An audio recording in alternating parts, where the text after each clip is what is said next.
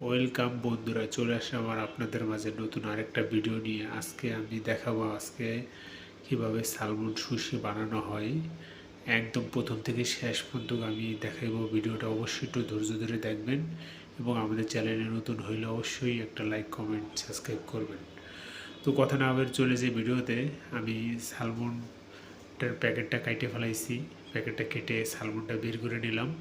সালমনটা কয়েক ধাপে কাজ করতে হয় সালমনটাই। তো ফার্স্টে আমি যেটা করলাম, সালমনটার কাঁটা ফালাই দিতে হইব।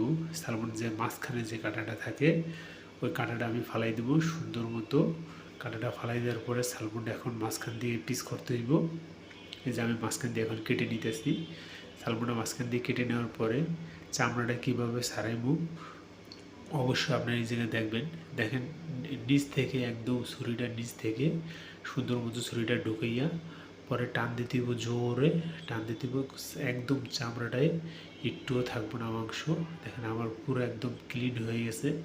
এবার দেখেন এখানে আমি যে উপরে যে হালকা কালা কালা একটা আবরণ থাকে, কালা কালা আবরণটা আমি ফালাই দেবো। ফালাই দেওয়ার পরে সুন্দর মতো অল্প একটু লবণ দিয়া পানি দিয়ে ওয়াশ করতে হয়, যাতে সালমনের উপরে এক্সট্রা যে তেলটা যেন না থাকে। তো আমি সেটা করে নিলাম। করে নেওয়ার পরে আমি এই যে সালমনের যে পেটের ওটা জাপানিজ ভাষায় বলে হারামি।